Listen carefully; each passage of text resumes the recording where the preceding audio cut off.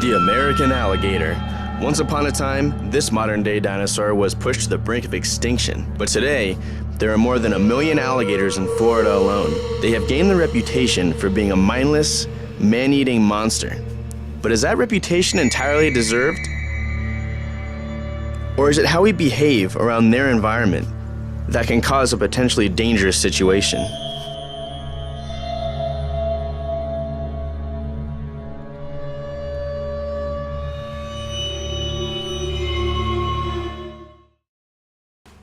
Well, Angel and I wanted to investigate the truth. So we packed our bags and headed to Florida with the hopes of getting in the water with and free diving with these misunderstood animals.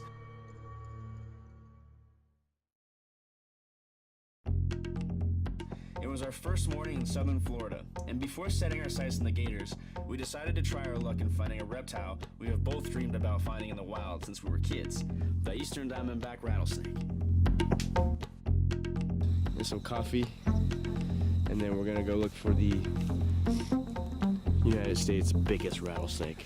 You want to know the mucka dance? Let's see the mucka dance.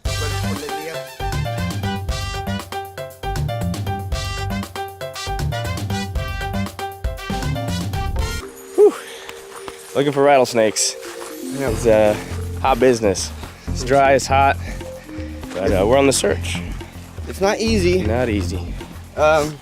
It's not like the wildlife shows where you see them find a snake every 5 minutes. Yeah, people think, you know, you could just go out in the meadows and find something instantly. Yeah, people see the crocodile hunter finding snakes every 5 minutes on a show, but it's not like that. You gotta search your butt off.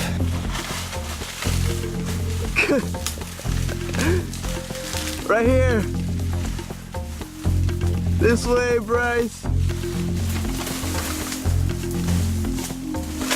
That's what they call it, sawgrass.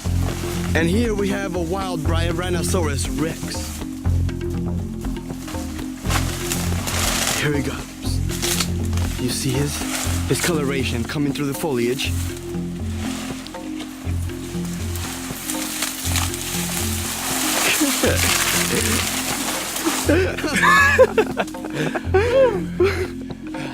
That's some thick stuff. What do I have on me that's creepy and crawly?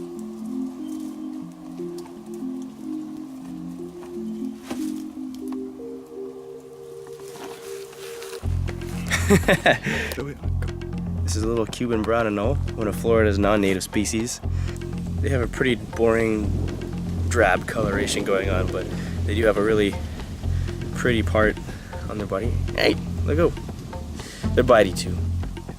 This is their dewlap, and the males use this to signal to females that they want to mate, and they also use this to flash to other males to signal that this is their territory and that male needs to get out unless he wants to fight.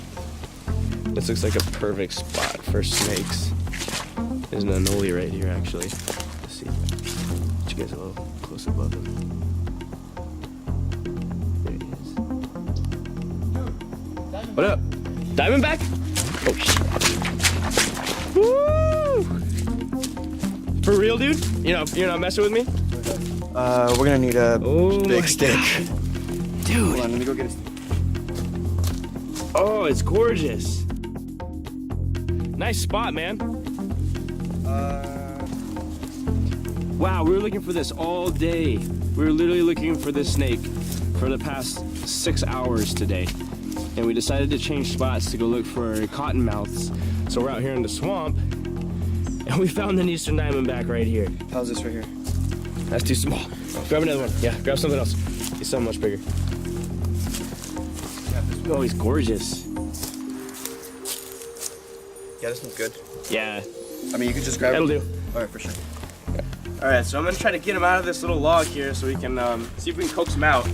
Nice and easy. See if we can get him to a more open area we can go with him and get you guys a good look at him. I gotta be really careful. These guys have a huge strike range. Woo. This is the world's biggest rattlesnake. They get up to around 8 feet long. This guy's, whew. This guy's still, he's an adult, but he's definitely not full grown. So I can't touch him when he's looking at me like that. So when he turns and he faces me, I can't put a hand on him at all. He'll tag me. So I gotta wait until he turns, and I kinda gotta coax him into going in the opposite direction. Then I can grab his tail and use this stick to support the rest of his body. But I can't do it if he's looking at me like this. So I'm gonna try to go this way. Go around the tree, cut from the back. Okay. There's a really nice little open area though. I'm gonna try to get him to over there. Oh, he's heavy. Woo. That's a king of rattlesnakes right there. Woo. Let me just grab your tail, buddy. Nice and easy. Nice and easy. Woo, that's a good 5-footer. Look at that. Look at that. Nice. Jeez. You can get a little closer right there with the stick in front of him. Yeah, okay, lift them up. Lift them up again. Take a look at those scales. Gorgeous yellow and Wow. black diamonds. Wow. He's heavy too. Whew. But they get to be one of the heaviest bodied snakes, or venomous snakes. I'm gonna kind of use my leg to brace him right here because he is heavy. What kind of toxins does it have? Most rattlesnakes have a hemotoxic venom, and cobras and kraits and things like that have neurotoxic venom.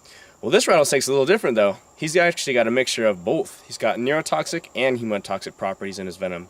So not only does his venom start to break down tissue and cause massive bleeding and hemorrhage, it also starts to affect your nervous system. So it starts to shut things down like your lungs and your heart, your diaphragm. Getting bit by one of these is a really bad thing. That's why you should never mess with rattlesnakes. I've been doing this my whole life, so I know what I'm doing. But this is never ever something you guys should ever mess with. It could send you right to the hospital. You could lose a finger, you could lose a limb, and not to mention the expense of a rattlesnake bite runs around 150 grand minimum in the hospital.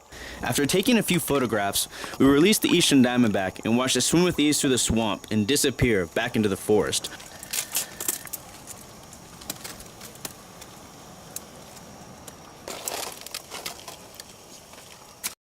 After releasing the rattlesnake, it was back to searching for an alligator to dive with.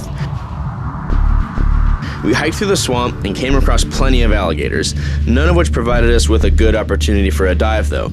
Most were in too shallow water and others were out sunning themselves.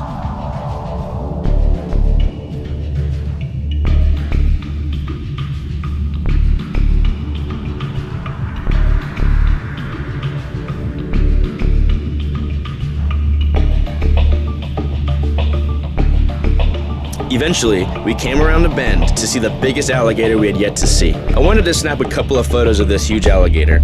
As I walked a little closer, I failed to realize that I was standing between the alligator and its escape route, which was a drain pipe directly behind me.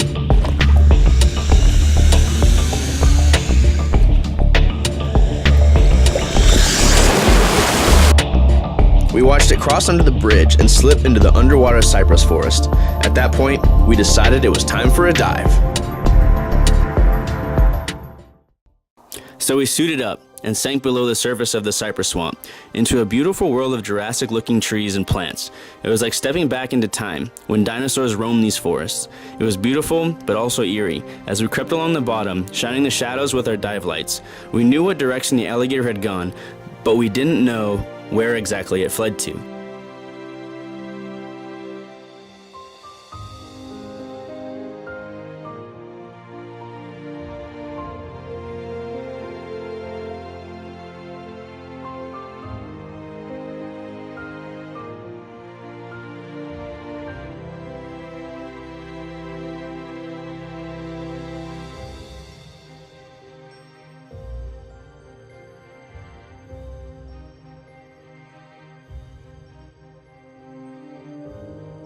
As I looked up ahead into the silt, my dive light illuminated a white grin. There it was, a huge alligator, sitting motionless on the swamp floor. I slowly crept up towards its flank. The alligator almost paid no attention to my presence. It didn't even seem bothered, aggressive, or defensive. It just sat there and let me peacefully observe it. As I turned to tell Angel that I had found this modern-day dinosaur, I managed to kick up the bottom and stir up all the sediment and silt. The visibility went to zero real quick. I had no intention of sharing space with this alligator without being able to see where it was, so I abandoned my position and came around to the other side. Slowly crept up onto a beautiful sight. This alligator let me crawl right up to it. Now if you look at its eye, you'll notice its blue coloration. That's because alligators have a third eyelid called the nictitating membrane. This membrane covers the eye underwater and acts as a pair of goggles, allowing the gator to see underwater. What a privilege to see it in action. As you can see, the alligator is very docile and is not trying to attack me in any way. After a few more minutes and a few more shots, it was time to let it be and return to land.